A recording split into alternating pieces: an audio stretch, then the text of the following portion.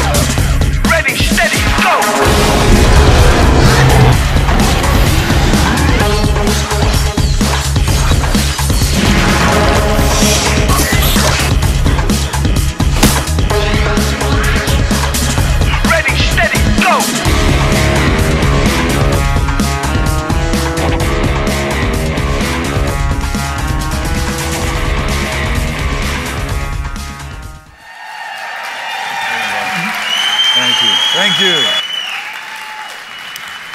Can you guys hear me? Is this working all right, this mic? Awesome. Things at an angle, I can't put it on there. So wow, how are you?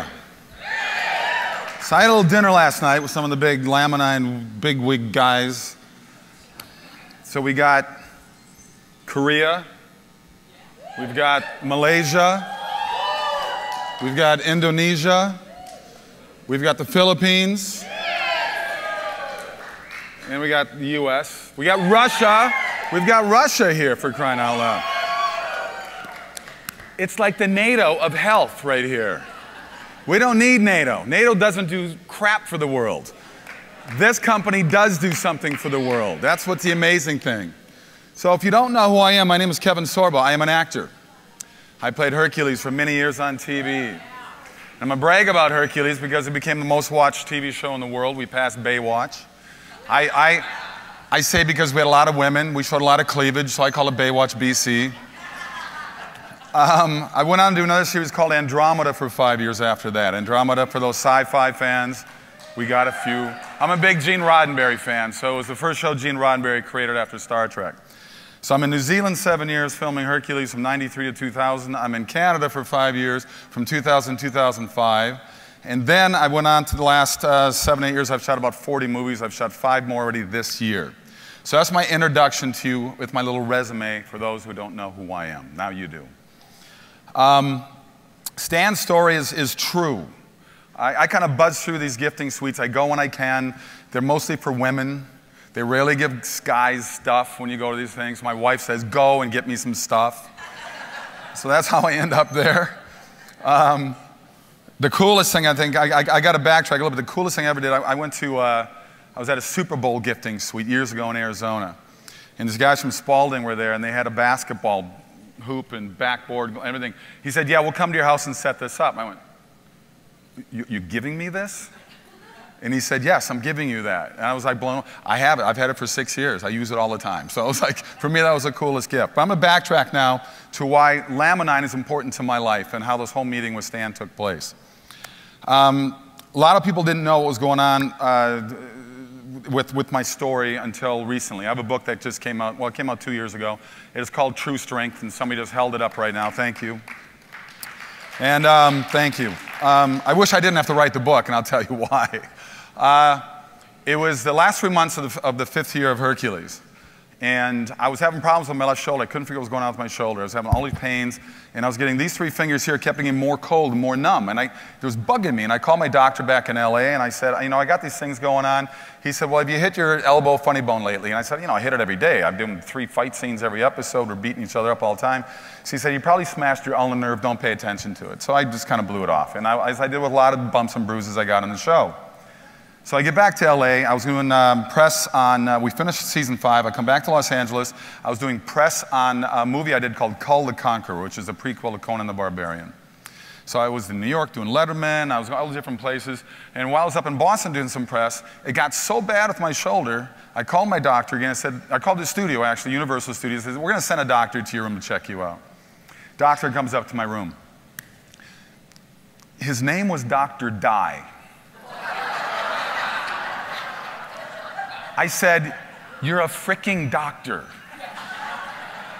I mean, I know you've heard this a million times, but seriously, take your middle name or something. I don't know.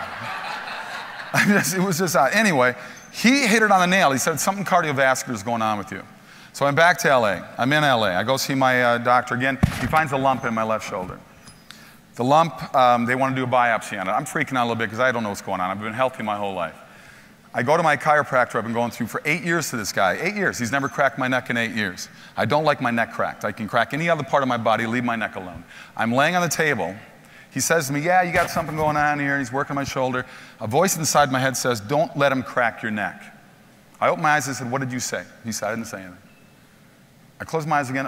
A voice as loud as I'm saying right now said, do not let him crack your neck. And I'm going, why am I hearing this voice tell me that? He's never cracked my neck in 8 years. Why would he cracks my neck? Within minutes, I suffered 3 strokes. The lump in my shoulder ended up being an aneurysm in my left subclavicle, but it was so close to the artery. It was in the main artery feeding into this arm, but the crack of the neck from left to right forced 3 of those blood clots to go into the artery that feeds into my brain. I'm very lucky. I mean, I could have been killed, obviously. I could have been in a wheelchair the rest of my life. There's so many options that could have happened with 3 bullets to your brain. They were 2 went to my balance center, 1 went to my vision. I still have a 10% loss of vision in both eyes the rest of my life. I couldn't balance. I looked like the biggest drunk you'd ever seen in your life for the next 3 months. I had to learn how to walk again. I had to drop out of a movie I was going to do for Universal Studios. Ironically, I was replaced by Patrick Swayze, who ended up having a lot of, as we all know, problems of his own. God bless him and rest his soul. And I spent about 3 solid years trying to get better. I went back to New Zealand 4 months later. I went from a 14-hour workday to 1 hour a day for the first month. I could barely work. I could barely walk. They would prop me up against a tree, have me sit down, do 1 or 2 scenes. If you watch season 6, you can see that I lost about 15 pounds of muscle. Things were changing. I slowly worked it back up to about 8 hours a day during the last 2 seasons I had on the show. So the number of issues that I had going on inside my head, I was suffering vertigo. I was having panic anxiety attacks. I was having this sensation that I was falling backwards 24 hours a day. Didn't matter if I was laying down in bed, seated, standing, I was falling backwards. I had to deal with this stuff every single day. The first 2 years were by far the most brutal. The first year in Andromeda was still touch and go, but I made leaps and bounds with my progression then. But one thing that I had that was the biggest problem for me was my sleep. I couldn't get sleep. I would sleep for an hour, wake up, sleep for 2 hours, wake up, sleep for an hour and a half, wake up. I slept horribly. So now we flash forward to meeting with Stan all these years later. Have I had progression? I've been lucky. God bless. You know, I'm very fortunate to keep working in this career. I'm very lucky to keep on going. I'm very fortunate that Universal Studios, well, they wanted to keep the show going because it was the most watched show in the world. So I don't know if they cared about me that much as they cared about the money the studio was making off the series. So, but that gave me, to continue to work, that gave me a light at the end of a very, very dark tunnel in my life. I luckily had the support of my wife that was pushing and pushing and pushing for me to get better. And also, she's the reason the book was even written. I didn't want to write the book. I didn't want, you know, it's hard to show the world your frailties. It's hard to show when you're playing the strongest man in the world that you're weak. And so I didn't want to tell my story. I kept notes, but I kept notes only for myself so I could track my progression. When I first started going, for me to get from the bedroom to the bathroom was a triumph on my own. That was like a little, you know, then once I got a block, then I could walk 2 blocks. And I kept notes of that. I say, you know, I did 3 blocks today. And it was tough on me and it was brutal, but I just kept pushing and pushing and pushing and pushing because that's the way my mindset is. I'm the type of guy that actually fits perfect for what you guys are doing because I believe you're the same type of person. You have to push yourself to be successful in anything in life. And if there's got to be the pain to go along with the gain. That's just life. You're going to get rejected. I'm in a business. I'm a 13-year overnight success, by the way. Okay? I put my time into Hollywood. I was too young. I was too old. I was too tall. I was too short. I was everything that they don't want. And that's the way Hollywood is. Everything in Hollywood deals with rejection. So trust me, I know what you go through when you push, you're talking to people about Laminine, you're talking about how great the product is, and you get shut down. That's the way it is. But anything worthwhile in life is worth pushing for. And that's why I was, with my mentality, I push and push myself to get better. My wife said, you have to write this book. People know you around the world. I mean, both my series are still in 100 countries around the world. In the States here, for crying out loud, it's on Netflix, Hub TV, Encore Cable. So I'm getting a whole slew of these 12-year-old kids stopping me at the supermarkets saying, oh my God, it's Hercules, you know? So the power of television is amazing in itself. But so I finally did write the book. I sat down, it took about 1.5 years to write it. I put it out there. The response has been amazing. I do speeches at least once a month across the country and up in Canada. I speak at hospitals, I speak at neurological institutes, I speak at churches, I speak at bookstores, and I get people coming up to me that were cancer survivors, stroke, heart attack, car accident, whatever it may be, crying and saying, your book has motivated me. Because the one thing I tell people, and that's what I'm going to tell you here right now, is don't let other people set your limitations. Do not let people do that, because people will do that. So yes, I did meet Stan. And Stan said, you're tall, you're an actor who's tall. I said, yes, I know, it's a strange combination, but it does happen. And he told me about the product, and I was very fascinated by the product. I'm not a guy, I don't like taking drugs. You know, you watch these commercials on TV, why would anybody? Good Lord. The 480 things that the voiceover guy goes through, rectal bleeding, ear explosions. I mean, you're like going, sign me up. I want to do that right now. I mean, it's amazing. So I'm a big supplement guy. I take my C's, my B's, my E's. I take all those vitamins. I'm a big vitamin guy. I eat pretty healthy. I do have a sweet tooth. I like my desserts. Stan and I ran away from the cheesecake last night, but I kind of regret it. You know, I was thinking about it the whole drive home, but I had the pop chips in the room when I got home, so I fell a little bit. But, so he told me about the product, and I said, you know, I'm curious. I want to try this. And he said, just take 2 in the morning, take 2 at night. Well, here it is 2 years later. I'm still taking 2 in the morning. I'm taking 2 at night. I'm an early riser. I've always been an early riser. But the biggest thing that made a difference for me is my sleep. You told me that. I love what you said. It fills the potholes of your life, because I think it affects people differently. And for me, all of a sudden, to get 5 to 6 hours straight every night, and I've been doing that straight now since I've been on Laminine, it's amazing to me. That to me is incredible. That's really all I need. You know me. I'm up at 5 in the morning already doing my emails and stuff. So, but what Laminine has done for me, I think it's relaxed me more. It gives energy at the same time, which is interesting. You know, I don't need to do. It's sort of weird when I meet these people that do the vodka with the Red Bull. I said that's like a serious upper with a serious downer.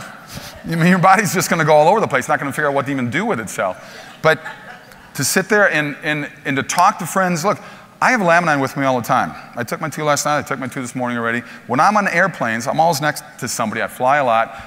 Eventually, I'll bring it up. We'll talk about whatever it's talking about. And I'll touch on any subject, you know, religion and politics, things that aren't too, you know, controversial. And I'm not afraid to bring up. So,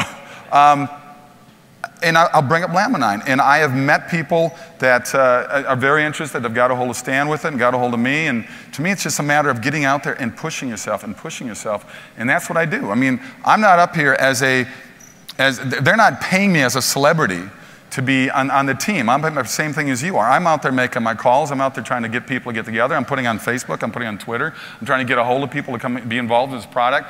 It's a supplement for me. To me, it's just a supplement. And people ask for side effects. I'm going, you know, there's nothing there, guys. There's no side effects. So to me, it's a win-win proposition with this product. And I thank Stan for coming into my life. He's been great. He's my mentor. He pushes me as well. I get so many emails and texts from this guy every day. But it's good because it keeps pushing me as well. And you know, anybody's here, I mean, I want to meet everybody, but I want to meet anybody who's on my team. I think Mr. Yellow right there. Good to see you. Glad you went with the program. And you know, it's a blessing for me to be here. It's a blessing to me I've met you, and I am welcoming you all and welcome myself to the Laminine family, and I wish for good things for all of you. God bless, and go kick some butt. All right.